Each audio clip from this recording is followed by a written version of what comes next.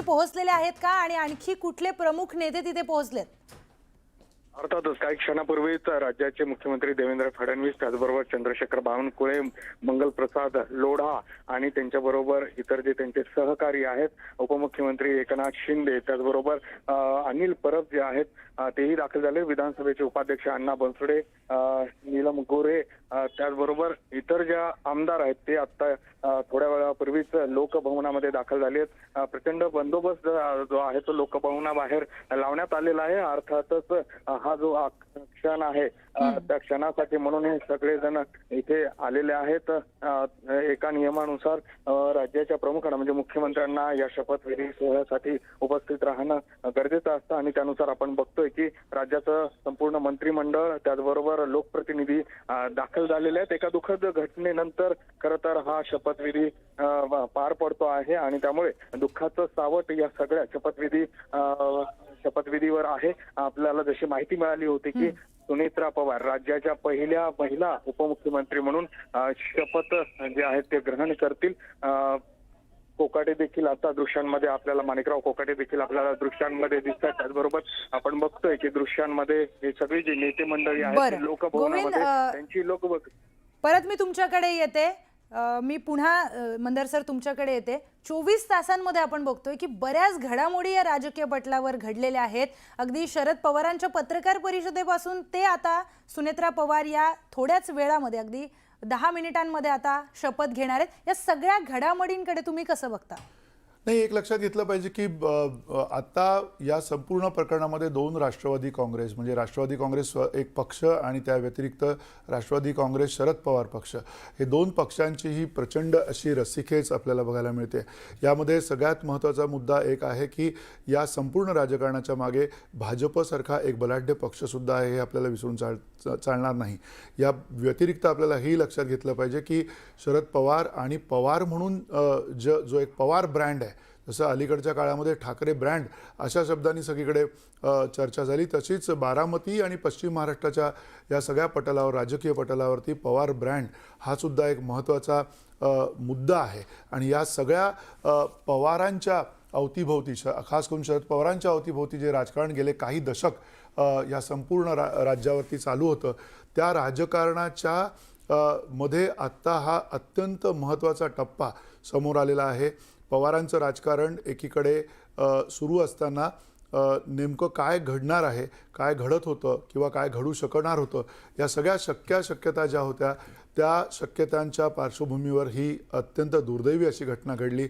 आज शरद पवार ज्यावेळेला सकाळी येऊन म्हटले की 12 तारखेला दोन्ही पक्षांचं विलिनीकरण होणार होतं, पण त्याच वेळेला ते विलिनीकरण खरंच होणार होतं किंवा नव्हतं याबाबत सुद्धा राष्ट्रवादी काँग्रेसच्या जे वरिष्ठ नेते आहेत सुनील तटकरे त्यांनी सुद्धा स्पष्टता आणली की जो व्हिडिओ तुम्ही बघितला त्या व्हिडिओमध्ये जरी अजित पवार एकटे असले तरी त्या व्हिडिओमध्ये अर्थातच जी चर्चा झाली होती ती अजित पवार यांनीच बाहेर येऊन सांगितली होती की केवळ या स्थानिक स्वराज्य संस्थांच्या पुरताचा हा निर्णय आहे.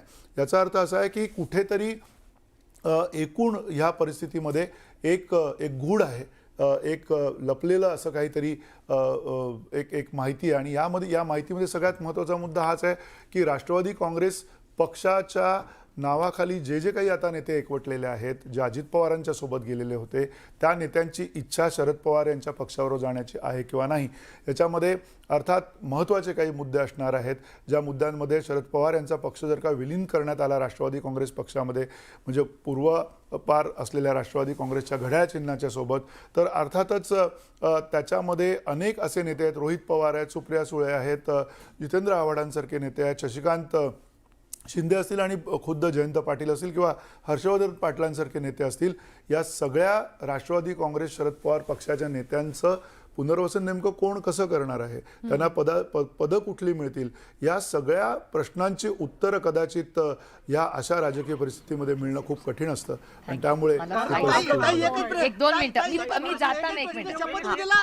साहेबांना बोलवलं नाही, विश्वासात घेतलं नाही, आपण गेलता काय सगळा महाराष्ट्र बघतोय की पवार साहेब का शपथविधी नाही. एकच शब्द, रामकृष्ण हरी. विश्वासात घेतलं नाही का? रामकृष्ण हरी. रामकृष्ण आपण आत्ताच सुप्रिया सुळे यांची प्रतिक्रिया बघतोय, त्या काहीही बोलायला तयार नाहीयेत. त्याच्या आधी सुद्धा रोहित पवार यांची प्रतिक्रिया बघितली, त्यांनी सुद्धा काही स्पष्ट असं वक्तव्य केलं नाहीये. थोडक्यात विलिनीकरणाची चर्चा ही झालेली होती आणि विलिनीकरण हे होणारच होतं असं वक्तव्य शरद पवार यांनी केलेलं होतं. आणि या सगळ्यांमध्ये सुनील तटकरे म्हणतायत की तो व्हिडिओ एका वेगळ्या कार्यक्रमाचा आहे, तेव्हा आमची चर्चा झालेली होती आणि त्याचा तो व्हिडिओ आहे. या सगळ्यांकडे तुम्ही कसं एक महत्त्वाचा मुद्दा बघितला पाहिजे. आता ज्या पद्धतीनं सुप्रिया सुळे यांनी जी प्रतिक्रिया दिलेली आहे किंवा रोहित पवार यांनी थोड्या वेळापूर्वी प्रतिक्रिया दिलेली, याचा अर्थ असा आहे की पवार कुटुंब जे आहे, बारामतीमध्ये असलेलं जे पवार कुटुंब आहे, त्या पवार कुटुंबामध्ये निश्चित असा एक कुठला तरी दुरावा जो आहे तो आपल्याला स्पष्टपणे दिसतोय. त्या दुराव्यामधला सगळ्यात महत्त्वाचा मुद्दा हाच आहे की पवारांना विश्वासात घेऊन हा निर्णय का घेण्यात आला नाही. यामधला आणखीन एक महत्त्वाचा मुद्दा हाच आहे की सुनेत्रा पवार यांच्या मागे असलेली जी नेते मंडळी आहे त्याच्यामध्ये अगदी प्रफुल्ल पटेल यांचं नाव स्वतः शरद पवार यांनी घेतलं, सुनील तटकरे यांचं नाव स्वतः शरद पवार यांनी घेतलं. या दोन्ही नेत्यांच्या बाबत त्यांनी असं सुचवलंय का की ह्या दोन्ही नेत्यांचे निर्णय म्हणजे आजची राष्ट्रवादी असणार आहे, हा सुद्धा एक महत्त्वाचा मुद्दा आपल्याला लक्षात घेतला पाहिजे. त्यामुळे या सगळ्या पार्श्वभूमीवरती आत्ताची जी ही राजकीय घडामोड आहे ती फार महत्त्वाची आहे, कारण याच्यामध्ये भावना आहेत, याच्यामध्ये हजारो लाखो जो काही जनसमुदाय अजितदादांसाठी तिथे आला होता त्यांचं अंत्यदर्शन घेण्यासाठी, त्या जनतेच्या भावनासुद्धा तितक्याच गुंतलेल्या आहेत. आता जय पवार आपण पाहतोय शपथविधीला पोचलेले आहेत, पहिल्या रांगेमध्ये बसलेले आहेत. जय पवार यांचा संयत असा चेहरा गेले 2-3 दिवस 4 दिवस आपण पाहतोय, ज्या पद्धतीनं त्यांनीसुद्धा एक अत्यंत धीरोदात्तपणे अशा प्रसंगाला सामोरं जाऊन आत्तापर्यंतची ही राजकीय जी घटना आहे त्याच्यामध्ये एक महत्त्वाची भूमिका बजावताना ते दिसत आहेत. स्वतः त्यांच्या आईबरोबर म्हणजेच सुनेत्रा पवार यांच्याबरोबर ते सातत्यानं आजूबाजूला आहेत आणि त्यांची ते साथ देताना दिसत आहेत. एक वेगळाच असा हा प्रसंग आपल्याला समोर येताना दिसतोय. महाराष्ट्राच्या राजकीय पटलावरची ही सगळ्यात मोठी घडामोड आहे, सगळ्यात मोठा पेच प्रसंग आहे असंही आपल्याला म्हणता येईल. पण या पेचातून कुठेतरी राजकारण मार्ग काढत असतं आणि या राजकीय घडामोडीच्या पार्श्वभूमीवर येणाऱ्या काळामध्ये महाराष्ट्राचं राजकारणसुद्धा असंच उलगडणार आहे. अशाच पद्धतीनं त्या राजकारणामध्ये अनेक चढउतार झालेले आपल्याला बघायला मिळतील, कारण ही राजकीय घटना काही सोपी नाही.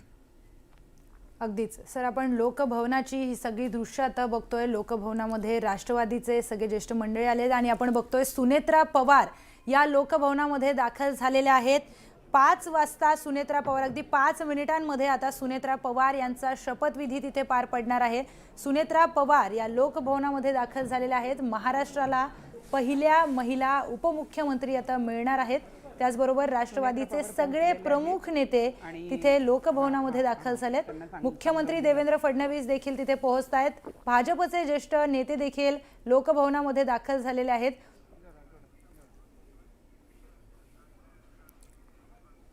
थेट जाऊयात आपल्या प्रतिनिधी प्रणाली कापसे यांच्याकडे. प्रणाली, आत्ता तिथे आणखी काय काय घडतंय आणि किती वेळ हा या सगळ्या प्रोसेससाठी लागणार आहे? प्रक्रियेनुसार सगळ्यात शेवटी हे राज्यपाल येत असतात. त्यामुळे आत्ताच्या घडीला आपण पाहतो आहोत की ज्यांचा शपथ सोहळा आज शपथविधी आज पार पडणार आहे त्या सुनेत्रा पवार या ठिकाणी पोहोचलेल्या आहे. राष्ट्रवादीच्या गटनेत्या सुनेत्रा पवार या ठिकाणी दरबार हॉलमध्ये जिथे हा शपथविधी सोहळा छोटेखानी कार्यक्रम पार पडणार आहे तिथे पोहोचलेले आहेत. शासकीय अधिकारी त्यांना ही संपूर्ण प्रक्रिया कशी होणार आहे, शपथ कशी वाचायची आहे, शपथ कशा पद्धतीने घेतात याची माहिती करून देताना आपल्याला बघायला मिळत आहे. प्रफुल्ल पटेल आणि त्याचबरोबर संजय खोडके हे सुद्धा या ठिकाणी उपस्थित आहेत. प्रफुल्ल पटेल त्यांना मार्गदर्शन करतायत की कशा पद्धतीने त्यांना शपथ घ्यायची आहे. सुनेत्रा पवार या खासदार म्हणून यावेळेला त्यांनी राज्यसभेची शपथ घेतली आणि त्यानंतर ते आता महाराष्ट्र राज्याच्या मंत्री म्हणून शपथ घेणार आहेत. उपमुख्यमंत्री म्हणून नंतर त्या पदभार स्वीकारतील, परंतु आता मंत्री म्हणून त्यांना गोपनीयतेची आणि मंत्रिपदाची अशा 2 शपथ या ठिकाणी दिल्या जातील. त्या दृष्टीनं प्रशासकीय अधिकाऱ्यांच्या मार्फत त्यांना संपूर्ण प्रक्रिया कशी पार पडेल ते सांगण्यात आलंय. आपण नीलमताई गोऱ्हे पाहतोय, ज्या त्यांचं सांत्वन करताना या ठिकाणी आपल्याला बघायला मिळत आहे. सुनेत्रा पवार या दाखल झालेल्या आहेत.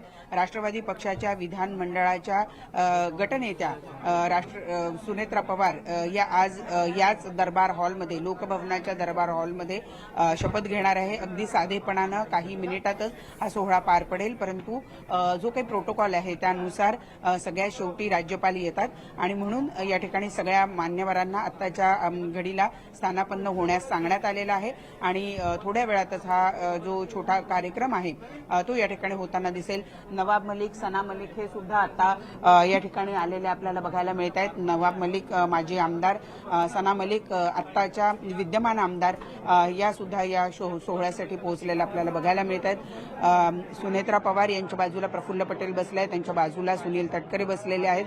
प्रोटोकॉलनुसार सगळे जे पक्षातले प्रमुख नेते आहेत ते मंडळी आपल्याला या ठिकाणी बसलेली बघायला मिळत आहे. जय पवार हे सुद्धा या ठिकाणी पोहोचले आहेत. त्यांच्या पत्नी 2 महिन्यांपूर्वी जय पवार यांचं लग्न झालेलं होतं, ते सुद्धा या ठिकाणी पोहोचलेले आपल्याला बघायला मिळत आहे. जय पवार त्यांच्या पत्नी या ठिकाणी पहिल्या रांगेतच बसलेले आपल्याला दिसत आहेत. सुनेत्रा पवार या पुढच्या काही मिनिटांमध्ये शपथ घेणार आहेत मंत्रिपदाची आणि गोपनीयतेची. एकूण हा सोहळा अगदी साधेपणानं काही मिनिटातच उरकला जाणार आहे. ज्या परिस्थितीत हा शपथविधी होतो आहे ती परिस्थिती ही आनंदाची नाही. सगळ्यांच्या सहवेदना या पवार कुटुंबियांबरोबर आहेत, परंतु अत्यंत अडचणीच्या या काळामध्ये शपथविधी सुनेत्रा पवार यांना घ्यावा लागतो आहे. विधान भवनातील राष्ट्रवादी पक्षाच्या गटनेत्या म्हणून त्यांची नियुक्ती झाल्यानंतर आता राज्याच्या पहिल्या उपमुख्यमंत्री म्हणून त्या आपल्याला दिसणार आहेत. माननीय राज्यपाल महोदय, शपथविधी समारंभ सुरू करण्याची परवानगी असावी. माननीय राज्यपाल महोदय, उपमुख्यमंत्री पदाची तसेच गुप्ततेची शपथ घेण्यासाठी पदनिर्देशित उपमुख्यमंत्री महोदया उपस्थित आहेत. त्यांना आपणासमोर शपथ घेण्याची परवानगी असावी. श्रीमती सुनेत्रा अजित पवार.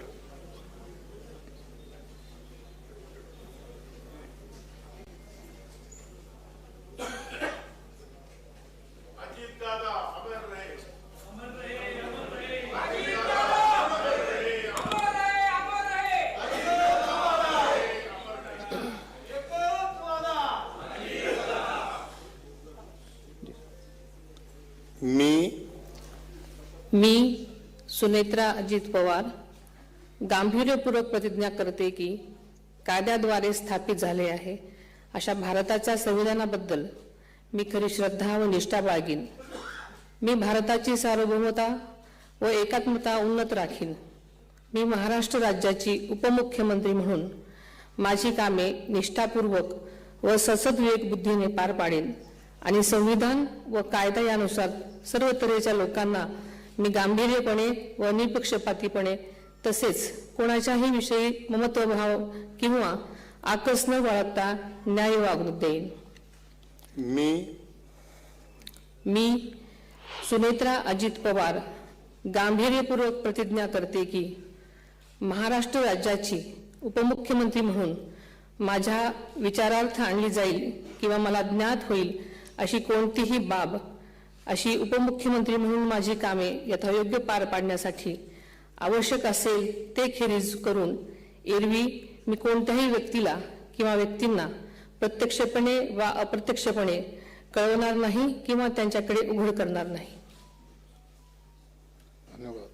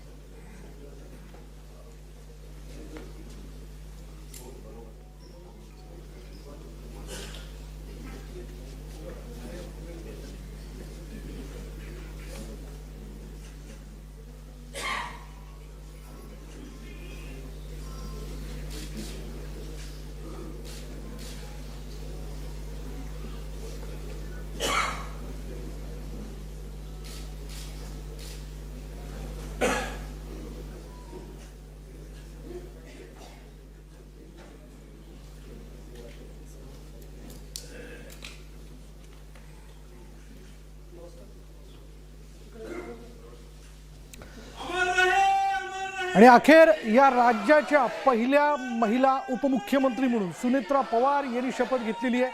हा शपथविधी सोहळा या ठिकाणी पार पडलेला आहे. अगदी 10 मिनिटाचा हा कार्यक्रम, शपथविधी कार्यक्रम या ठिकाणी पार पडल्याचं आपण बघतो. आणि यापुढे राज्याच्या पहिल्या महिला उपमुख्यमंत्री असतील सुनेत्रा पवार. आता शपथविधी पूर्ण झालेला आहे.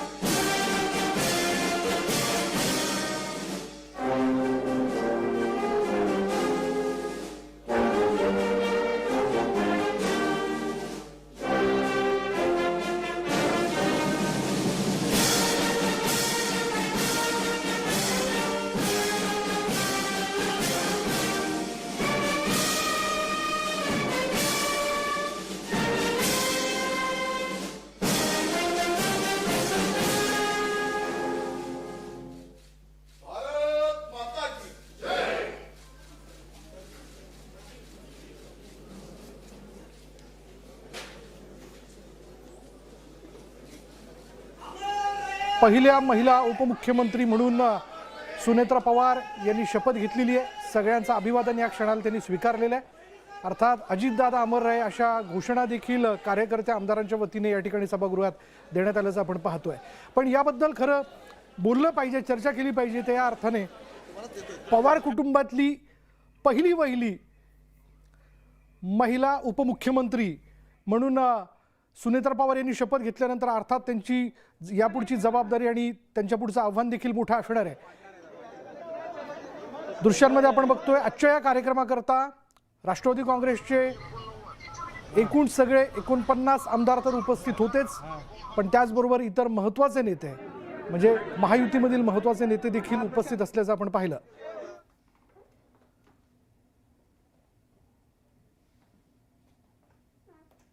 यावेळी आपण बघतोय मुख्यमंत्री देवेंद्र फडणवीस, उपमुख्यमंत्री एकनाथ शिंदे, उपमुख्यमंत्री सुनेत्रा पवार हे लोकभवनाच्या बाहेर आलेले आहेत. अर्थात सगळ्या कार्यकर्त्यांच्या वतीने त्यांना अभिवादन केलं जात आहे. अभिनंदन असं म्हणण्यापेक्षा, कारण आता तो क्षण नाही आहे. अगदी 4च दिवसापूर्वी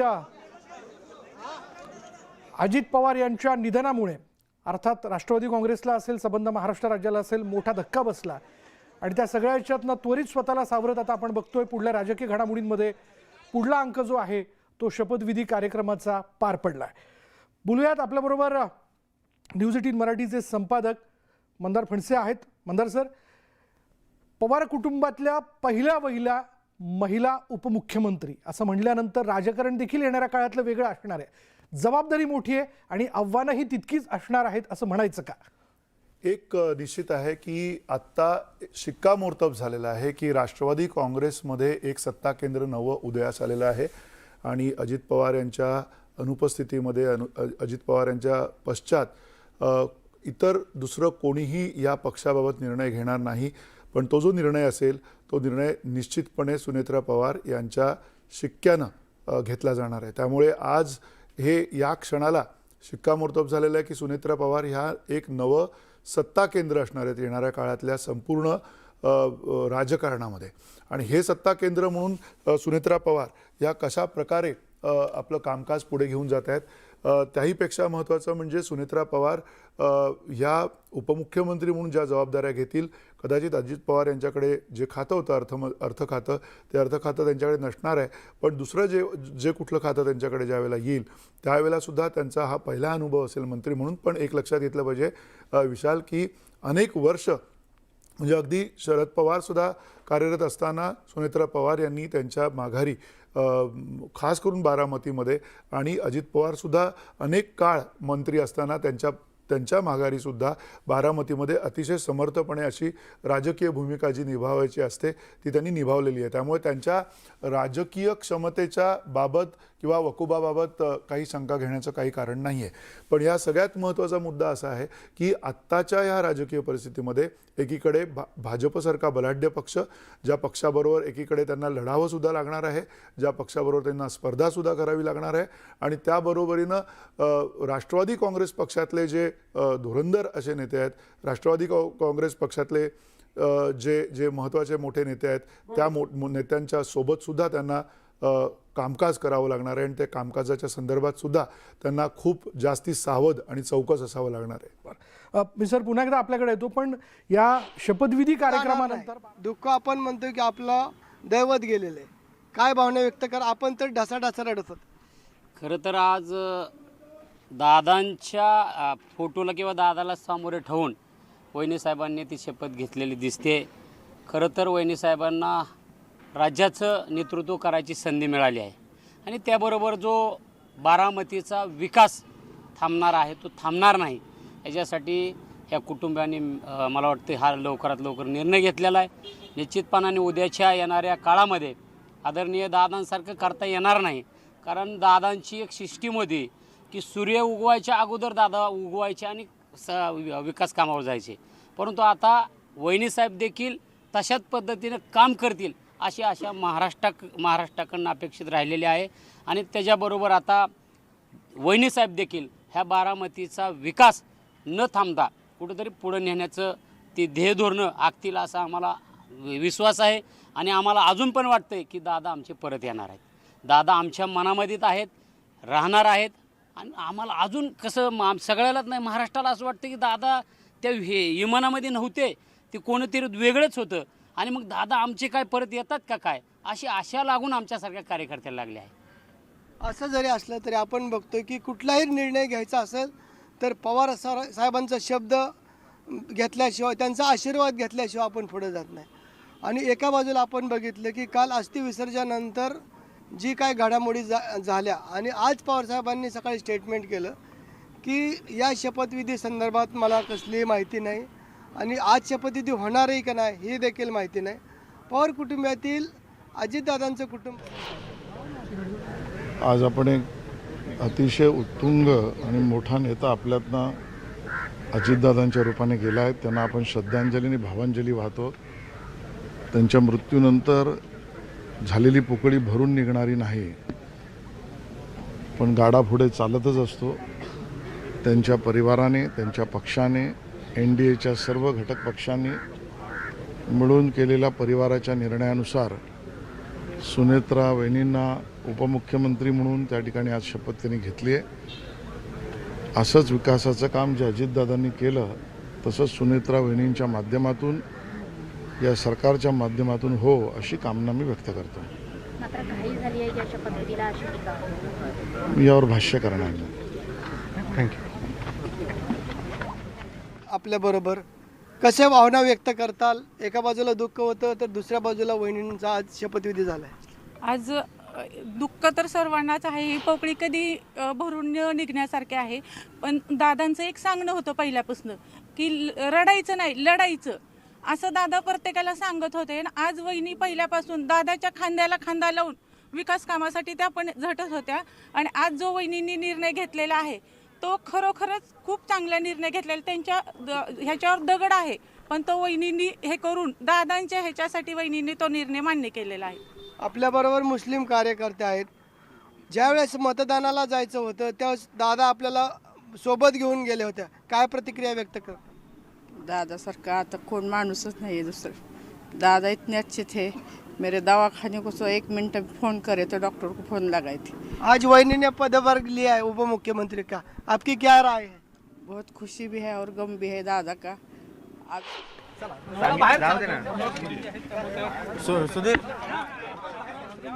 एक महिला म्हणून नक्कीच चांगलं वाटतंय, कारण माननीय अजितदादांनी नेहमीच महिलांना प्रोत्साहन दिलं आणि कार्यकर्तृत्व असावं तर असं की जाता जाता सुद्धा एका महिलेला या राज्याची जबाबदारी ते त्यांच्या सुविध पत्नी जरी असल्या तरी एका महिलेला त्यांनी ही जबाबदारी एका प्रकारे सोपवलेली आहे. After Dada, we are already in a grieving period. Although things have happened quickly, but we are proud of that we have having the first deputy speaker, deputy CM. Thank you.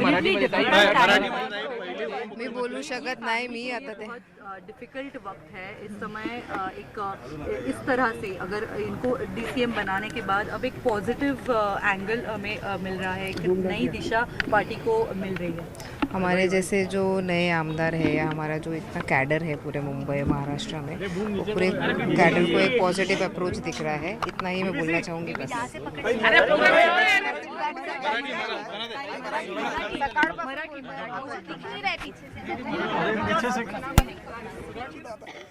प्रत्येक वेळेस दादांचं विचारणे लक्ष बारामतीवर असायचं.